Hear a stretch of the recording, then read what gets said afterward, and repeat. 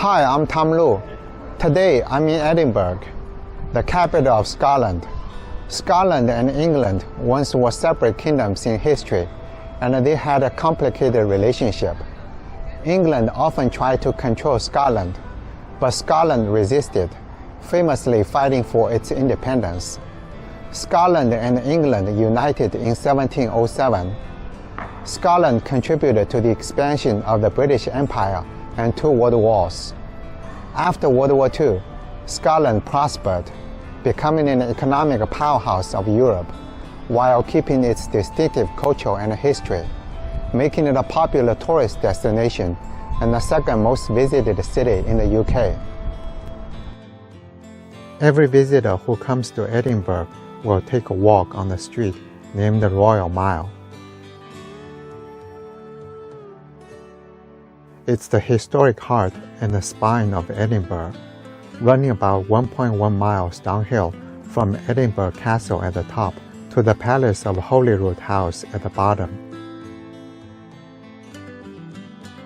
Despite its historic looks, the name is actually relatively modern. It was named in the early 20th century for tourism, but it reflects the traditional route between the two royal residences, the castle and the palace.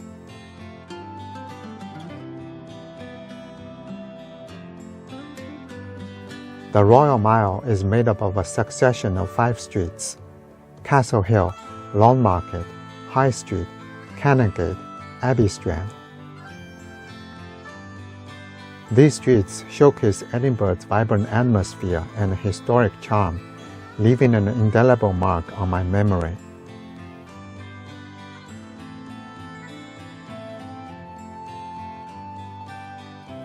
Plenty of shops, restaurants, pubs, and historic landmarks line the street. 16th and 17th century towering buildings dominate Edinburgh's skyline. The dark grey walls of the buildings give the city a distinctive character. There are numerous narrow alleyways weaving through the buildings around the Royal Mile for visitors to explore on foot. They are like a labyrinth where you can often get lost, but discover hidden gems of Edinburgh, charming courtyards, pubs, gardens, and small museums.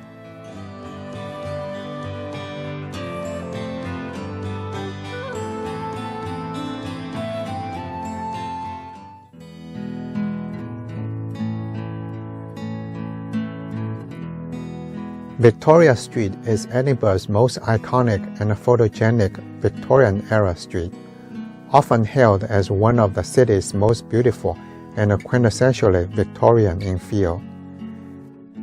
Built between 1829 and 1834 early Victorian period as part of urban improvements, it replaced the steep, narrow West Bow with a more accessible curved route connecting the Grassmarket to George V Bridge and the Royal Mile.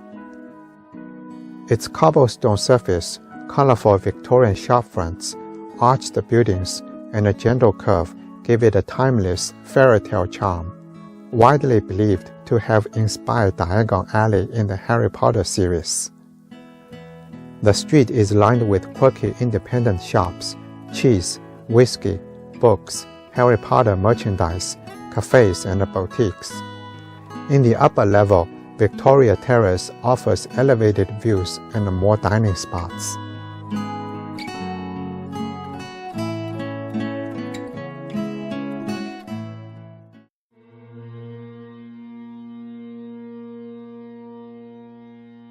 The North Bridge is one of the major bridges in central Edinburgh, linking the Royal Mile and the Old Town with the New Town and the Princes Street. It spans the deep valley that separates the Old Town from the New Town, crossing above the Waverley Station, Edinburgh's main railway station, and the Waverley Valley. Built in 1897 in pinkish sandstone, it's 525 feet long and 75 feet wide with wide pavement. There are 3 white arches, ornate Victorian lamps, and balustrades, giving the bridge a classic appearance, and making it a popular spot for visitors and locals to gather and take photographs.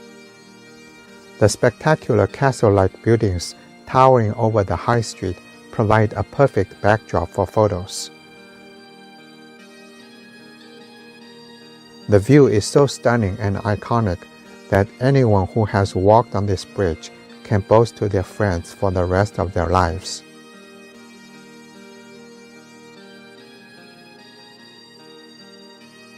What you see from the North Bridge is stunning panoramic views in both directions.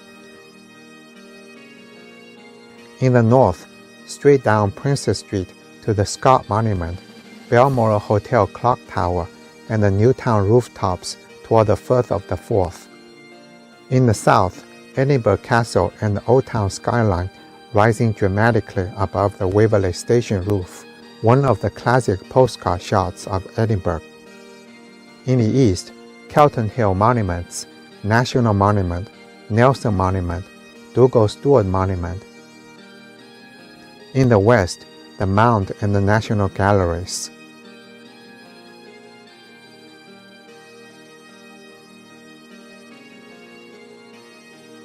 We spend much time in a place called the Mound. The Mound is a steep, man-made hill by the Royal Mile, connecting Edinburgh's Old Town with the New Town. It's one of the most important pieces of city's geography, and also home to several prominent historic and cultural landmarks. Between 1781 and 1830, roughly 2 million cartloads of earth were dug out during the construction of the New Town to give it an elegant, gentle sloping carriage route between the medieval Old Town, which was on the Castle Rock Ridge, and the Georgian New Town being built to the north. It's about 2,000 feet long and 164 feet high. The two grand neoclassical buildings that sit on top of the mound like bookends. On the west side, the new college, University of Edinburgh School of Divinity with its beautiful courtyards. On the east side, the Bank of Scotland head office. Between them, on the very top, is the open plaza with the entrance to the castle and the hub. The Gothic-inspired former church that's now the Edinburgh Festival Centre. Halfway down the slope, there's a National Gallery of Scotland, the big ochre coloured building with columns. Royal Scottish Academy, the almost identical building in front of it. Princess Street Gardens runs directly underneath the mound on both sides.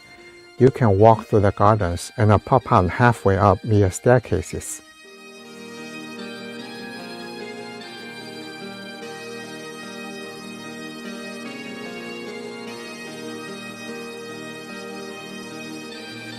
The Scott Monument is the largest monument in the world dedicated to a writer, Sir Walter Scott, Scotland's most famous novelist and a poet. This towering dark Victorian Gothic masterpiece stands majestically on the mound. Its spire appears in the sky and visible for miles. Built with dark Binny sandstone, it features intricate pinnacles, flying buttresses, and 68 statues. Every visitor is impressed by the scale of the construction and the breathtaking artworks of the Scott Monument.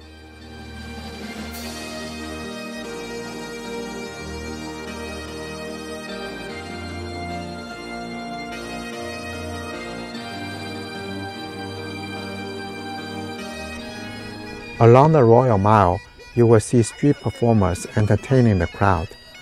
Visitors often stop and gather around a boy who plays the traditional Scottish bagpipes. The Scottish bagpipe, best known as the Great Highland Bagpipe, is an iconic woodwind instrument and a symbol of Scottish heritage. It features a bag that serves as an air reservoir, inflated by mouth, and a melody pipe called a chanter, played with fingers for tunes. In the United States, we often hear the Scottish bagpipe at the weddings, funerals, and military events. The evocative, stirring sound of the bagpipes remains a powerful emblem of Scottish identity worldwide.